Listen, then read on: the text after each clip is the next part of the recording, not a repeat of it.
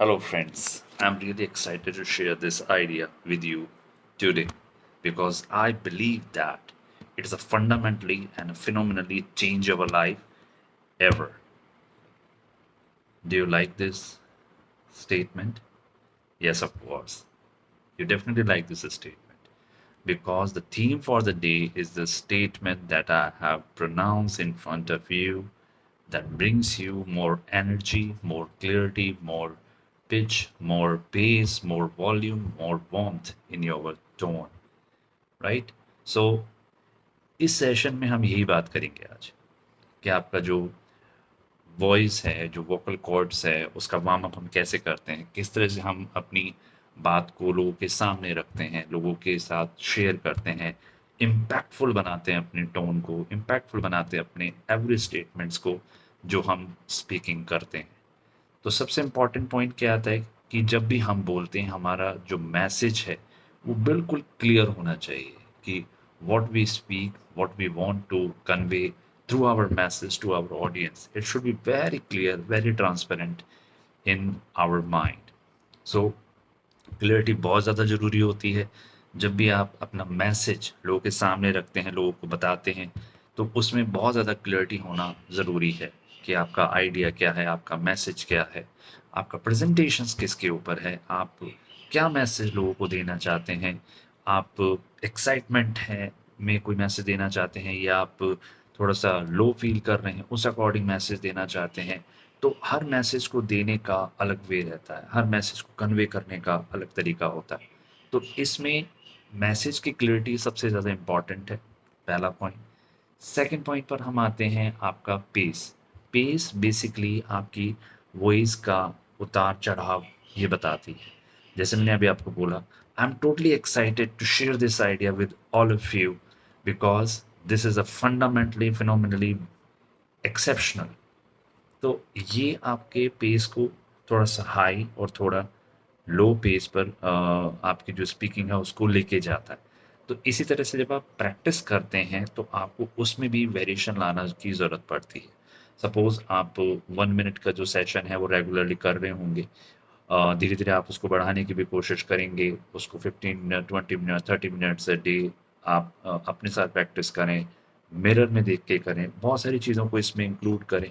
तो ये आपको धीरे-धीरे आपकी जो वॉइस है उसकी टोन है, उसका जो क्लैरिटी है, उसका जो पेस है, वो बहुत ज़्यादा स्मूथ वेरिएशंस के साथ करता है। तो ये जो पॉइंट होता है कि हम अपनी पेस को कितना हाई या कितना लो पे रखते हैं, ये हमारी स्पीकिंग का बहुत इम्पोर्टेंट फैक्टर होता है आफ्टर क्लैरिटी जो हमने अभी डिस्कस किया। तो क्लैरिटी के साथ-साथ आपका जो पेस है that is also very important.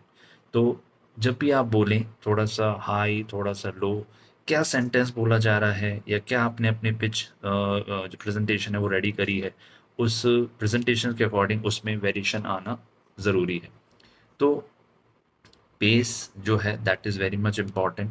आप उसको थोड़ा-सा हाई या थोड़े लो वॉल्यूम पर शेयर कर सकते हैं, बता सकते हैं क्योंकि इसका फ़ायदा आपको भी होता है और आपका जो मैसेज है वो वेरी इम्पैक्टफुल वे में कन्वे होता है आपकी ऑडियंस के साथ। थर्ड पॉइंट आता है दैट इज़ योर पिच। आपने देखा होगा जब भी आप क्रिकेट मैच देखते हैं तो उसमें आप डिलीवरी करते हैं या बॉलिंग देखते हैं तो वो एक पिच के ऊपर बॉल का स्पेस होता है, बॉल बाउंस होके कई बार बहुत ऊपर उठती है, कई बार नीचे उठती है। That is the variation in your tone. आपने हाई लो वॉल्यूम पर बात करी, बट वेरिएशन कैसे आना चाहिए दैट इज़ ऑल्सो इम्पॉर्टेंट। जैसे सपोज मैंने अभी आपको सेम स्टेटमेंट बोला कि today I am very excited to share this idea with all of you because I believe this is going to be very phenomenal. So the variation I use in my language that is important.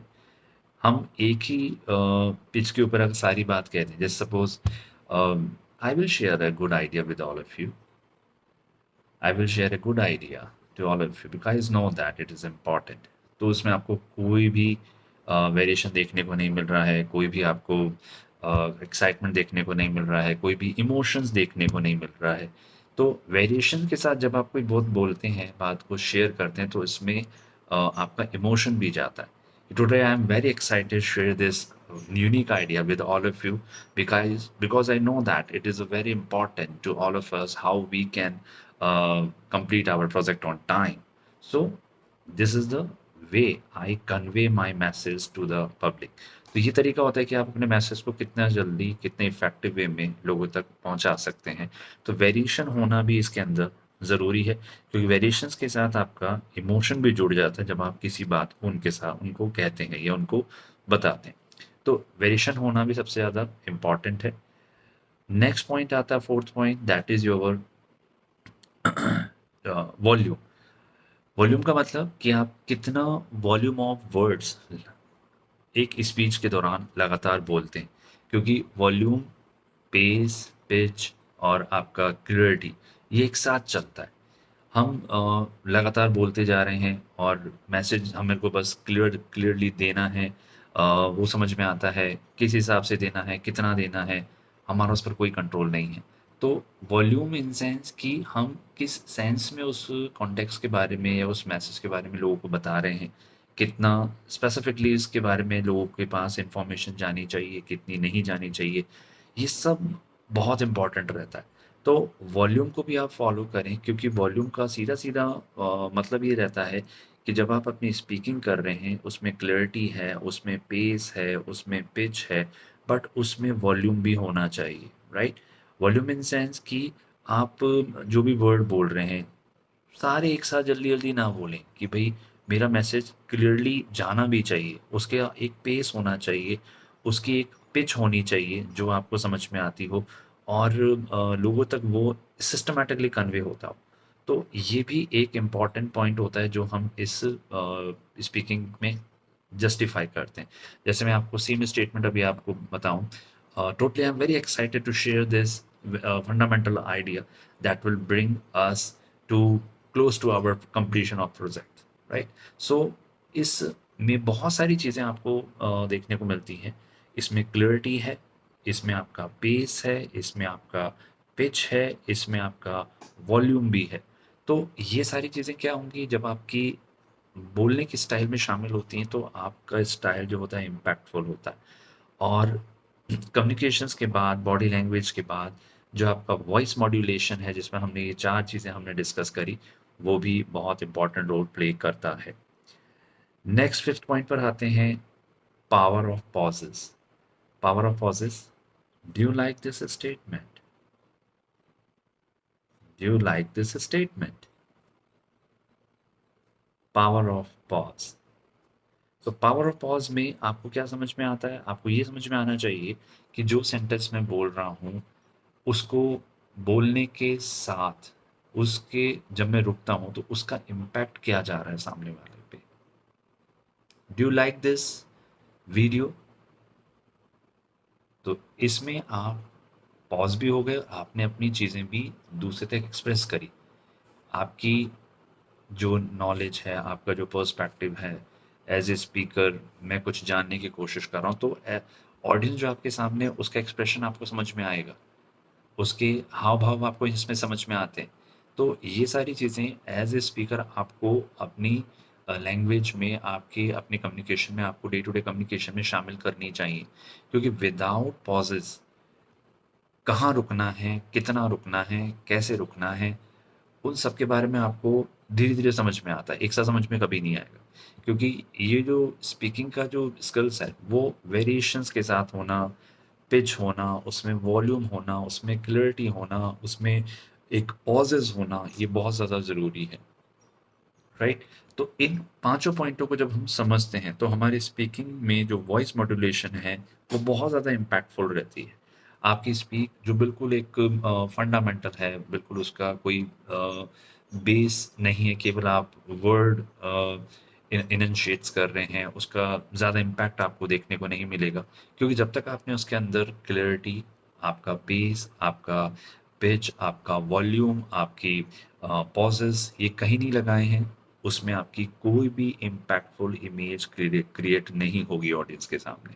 तो ये सबसे important है। आप day 4th में जब आप vocal warm up करेंगे, तो इन सब चीज़ों को ध्यान में रखिए।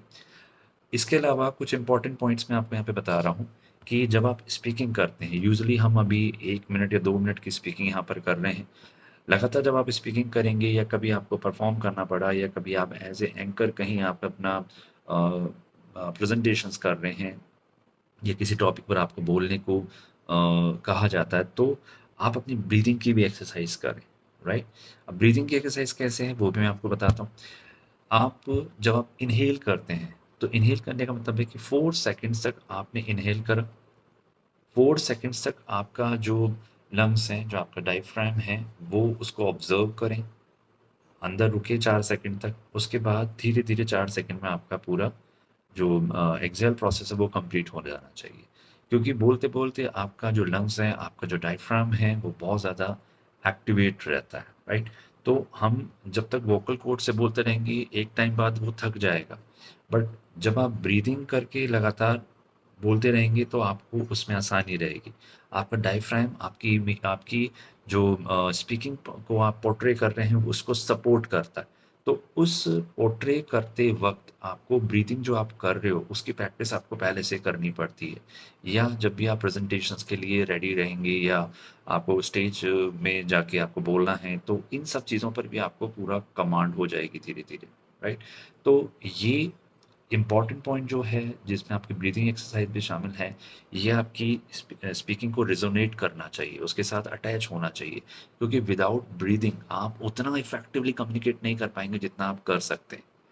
सपोज कोई भी एंकर है या कोई भी स्पीकर है या कोई भी प्रेजेंटर है, जब तक इन सब चीज़ों को अपनी डे टू डे एक्टिविटीज़ के दौरान, अपनी स्पीकिंग के दौरान ये चीज़ें शामिल नहीं करता है, उसका उतना इम्पैक्ट नहीं आएगा जितना एक प्रोफेशनल स्पीकर्स को आप जब सुनते हो, उसमें आप उनको ऑब्ज़र्व करते हो, उसमें आपको देखने को मिलता है।